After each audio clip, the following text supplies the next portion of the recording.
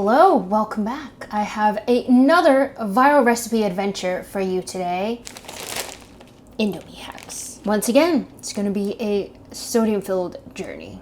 I feel like this noodle needs no introduction. Indomie is arguably one of the most iconic instant noodles in the world, but if you've never had it before, it is essentially an instant version of the popular Indonesian dish mie goreng, so a type of fried noodles. That's the flavor of this one right here. I still remember the first time I had this in college, and it was just like a flavor bomb in the mouth. It's sweet, savory, umami. It's also brothless, which makes it incredibly easy to inhale.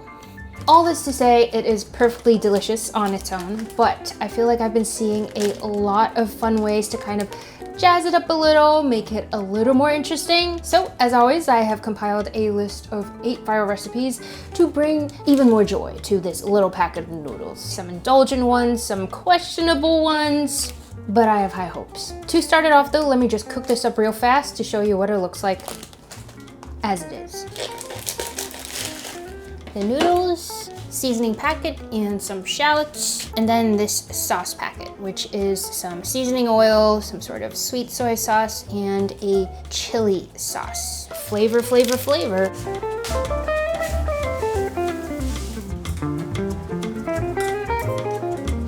So while the noodles are cooking, I'm gonna pour my sauce out. And a little tip that I learned was actually to freeze the seasoning packet to make things a lot easier to just plop out. Should just come right out. Seasoning added, shallots added, noodles in.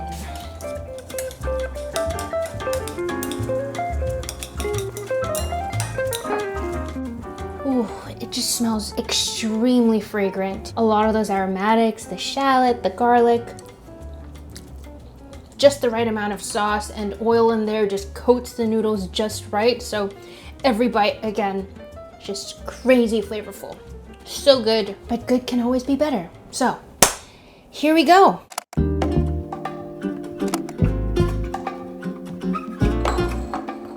Okay, so we're starting off simple with an omelet take. Think giant dumpling, but with omelet as the wrapper and noodle as the filling. I feel like this has always been a very easy way to fancy things up without too much effort. All you need as prep is just scrambling 2 eggs. That's it. Also, I was watching Future Canoe's Indomie video and he was talking about how viral this egg shot is, so that was my take before I had to redo this shot again. Properly frying up my egg this time. I was a little worried the egg blanket wasn't gonna be big enough, but it's turning out okay. This is the leftover Indomie I just made a few minutes ago, by the way, already seasoned. The only thing I'm trying to do is to kind of push it down, spread it out a little, make it easier for this next step of tucking it all in. I am struggling a little bit with the rolling. There might be a tiny bit of rippage here, but you know what? I'm kind of digging how it looks. It's almost like it's oozing noodles out.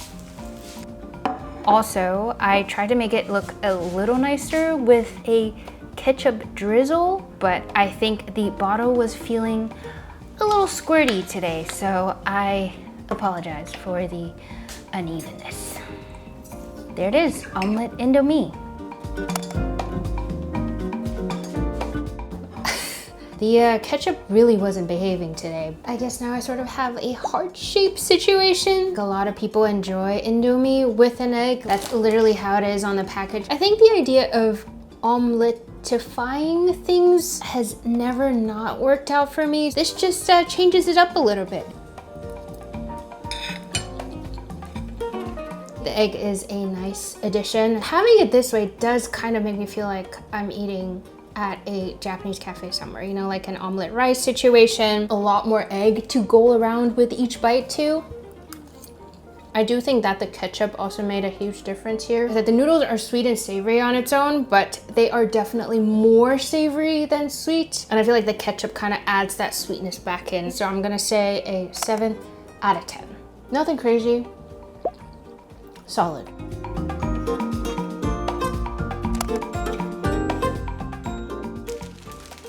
For all my non-cooking people, first of all, thank you for being here. Second of all, this one's for you. There is no cooking required for this hack, and almost definitely a crowd pleaser.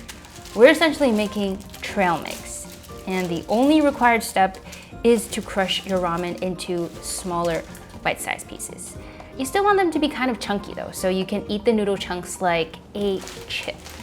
And I'm just adding a teaspoon or two of the seasoning, giving it a little shake action to make sure every bit gets some flavor.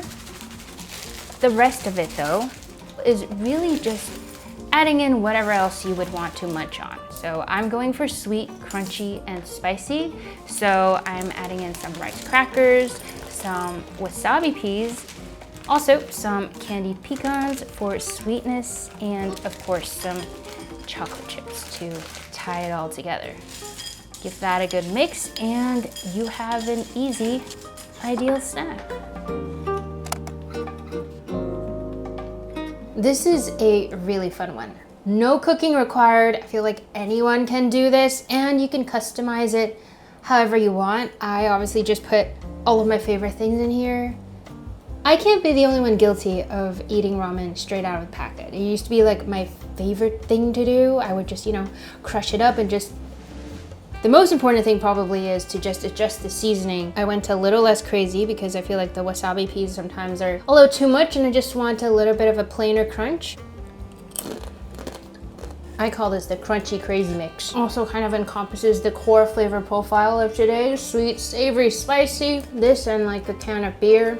8 out of 10. I feel like this is the kind of snack mix I would keep reaching for while I'm like watching TV or playing a game or something. Perfect little party mix, offers up some fun, some mystery. Speaking of mystery though, I just want to say a quick thank you to our sponsor for today, June's Journey. This is actually a game that I've been playing this past month. It is a hidden object mystery game. You know me, I love my games. I love a good mystery, thriller, also like a glamorous setting. But basically you play as the main protagonist, June Parker, who one day finds out that her sister and her sister's husband are mysteriously murdered. The police are saying one thing, but she thinks something fishy is going on, so she's diving in to figure out what exactly happened. And so we're like looking at all these scenes to find like hidden objects, to find clues. It's about family relationships, it's about love, betrayal, all that stuff that, makes a really good show, honestly. There's also the other part to the game that I also love as a fan of Animal Crossing, where you kind of just get to decorate your land a little bit. Mine is not that beautiful yet, but I shall get there, don't worry. But yes, I've been on here quite a lot trying to master every level. I just want to get to the bottom of it. If you're also into like mystery, thrillers, that kind of game, highly recommend checking out June's Journey. You can use the QR code right here or use the link that I'm going to put in the description box below. Check it out and let me know if you solve it before I do. Now, back to our recipes.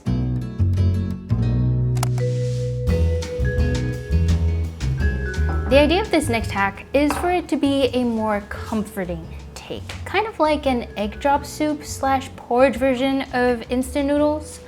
I'm just using some veggie broth that I had lying around, making sure it's hot enough before I'm actually adding in the egg directly in and just stirring it like a crazy person. This is something I usually do to create those nice silky ribbons of egg in soup, but usually that's a last step. Right now, I'm honestly just trying to trust the process, which is to cook the noodles in the egg liquid, and it's not looking great. You can kind of see the eggs clumping up around the sides. Goodbye, my silky egg dreams, but at least the flavor will still be there, I'm hoping. All the seasoning packets just go right in. At this point though, there's not even really any broth left. It didn't thicken as much as it just got absorbed entirely into the noodles. So I'm just doing my best to dress it up a little more visually, but we'll see. I'm not so sure about this one. I was expecting more of like a silkier consistency, but I have a feeling the heat may have kind of cooked the eggs a little too much. And it honestly also just kind of reminds me of like, the garlic egg butter ramen hack I think that Kylie Jenner did. It kind of also has this like lumpy egg look. Who knows, maybe it'll taste good. I'm not mad about the flavor. The flavor of the broth is kind of like cooked into the noodles. It's definitely a little more on the savory side.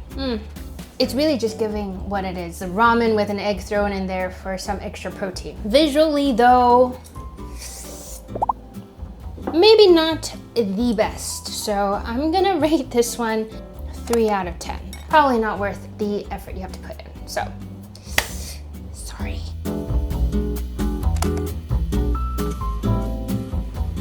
I'm very intrigued by this one because people have raved about how refreshing this one is and how much this changes up the flavor of the noodles. And the crazy thing is all it takes is just one single lemon. Really, it's just lemon zest and lemon juice. There's really no measurement for this either. It's just however much you want to add in.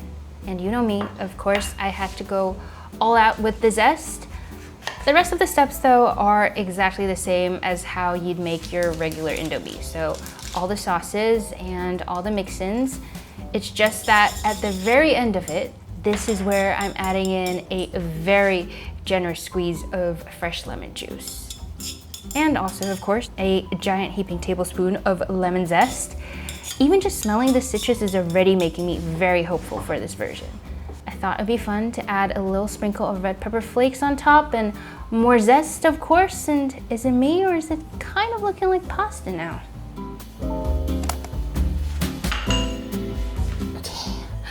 As somebody who really likes lemony pastas, lemony everything really, I am quite excited about this one. It just smells so refreshing. It's like a nice little reset after all the very eggy ones. Can't wait.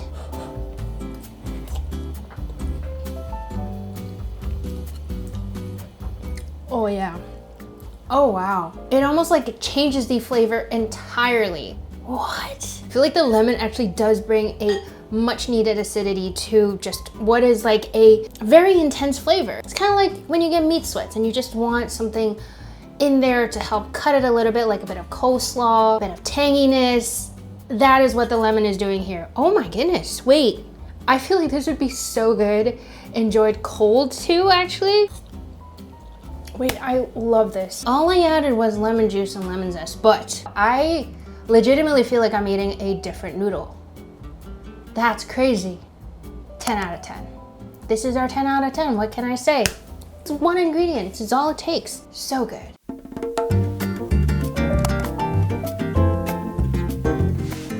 All right, at this point, you know I can never do one of these viral recipe videos without throwing in a bizarre one. So this is our chosen wild card of the day, an Indomie pizza, where the Indomie noodles are going to be the base, the pizza crust. And to make sure it actually forms a crust and has that extra bit of crisp, I'm pan frying it first, kind of like how I make my cast iron sourdough pizzas. I did also butter the pan up quite a lot, so that should hopefully help the noodles stay together. I didn't want to go too crazy with the toppings, so I'm just going for a classic pepperoni pizza of sorts. So it's really just mozzarella cheese, some of that noodle seasoning, shallots, some salami on the very top before I'm adding on some more cheese, mainly to act as glue to hold it all in. Then it's off to the oven, baking at around 425 degrees Fahrenheit for about 15 minutes, and voila, a drizzle of some sweet soy sauce and that chili sauce to finish off, get that mee goreng flavor, and hello, ramen pizza. I wasn't sure if this one was gonna work, but what do you know? Look at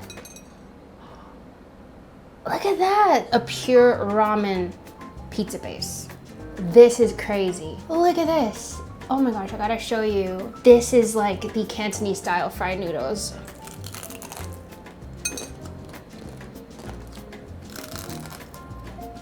You know what? As much as this seems like some sort of drunken monstrosity, I'm not mad about it. I actually love how crispy it got at the bottom. That butter really helped it crisp up. It's some kind of bizarre fusion going on here. I don't know, I mean, we have ramen burger. I feel like this one is not as crazy of an idea as I originally thought it was. 6 out of 10. Mostly though, this right here is what has impressed me the most.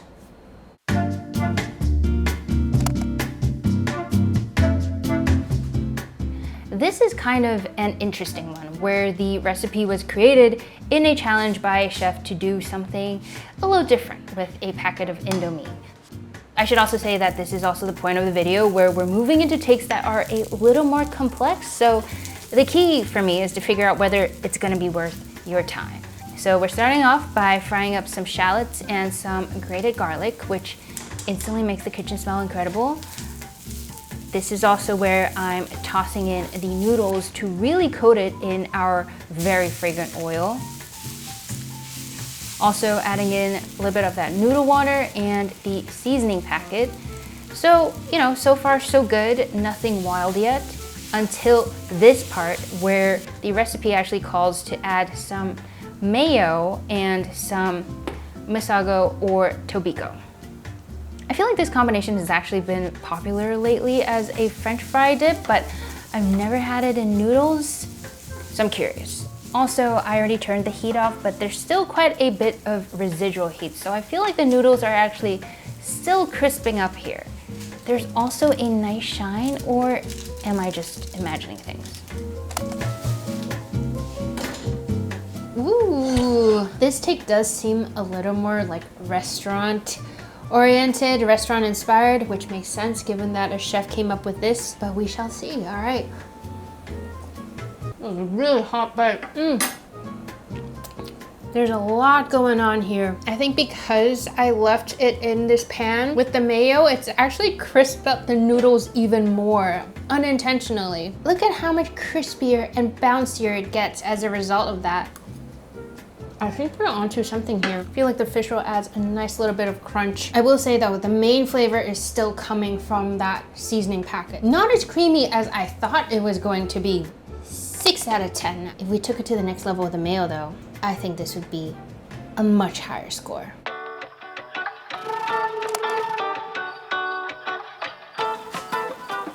So I know we kind of had a pasta coated take earlier with the lemon, but this one is 100% a pasta recipe. Specifically, a creamy cacio e pepe take on instant ramen. Starting even with the water, which I just salted a little bit. We've had more than enough sodium so far. Now traditionally, pecorino romano is the cheese for the pasta, but it can taste a little overwhelming flavor-wise, so Parmesan is what we're going with. Italians, look away. And so while the noodles are cooking, I'm just getting started with the sauce. Some butter for that extra bit of richness and some freshly grated black pepper. The noodles then go straight from the pot into the pan, and just like you would with pasta, also adding in some of that noodle water for a bit of starchiness, and of course, our grated Parmesan. I feel like more cheese wouldn't hurt, so I just kept the cheese ring going on for a bit. And again, to add the core flavors back in, I'm also sprinkling in a little bit of that Indomie seasoning packet. Just cooking it down a little more, finding the right amount of creaminess before serving it immediately, with some extra cheese and black pepper on top. And now we are in our creamy, cheesy phase. This cacio pepe hack is not Indomie specific. I feel like it's just a popular hack that people like to do with instant ramen, instant noodles of any kind. I've actually never tried doing this hack before, so thought it'd be fun to break the seal with Indomie. Right now it just smells like cheese, like cacio pepe. It is intensely savory. Parmesan I use, salted water.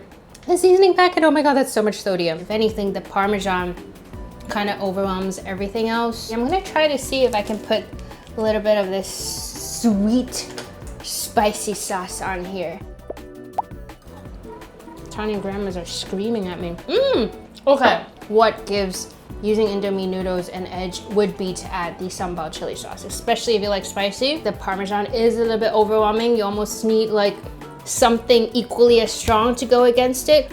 I would actually give this an 8 out of 10. I actually think, as I'm tasting this right now, kind of into it.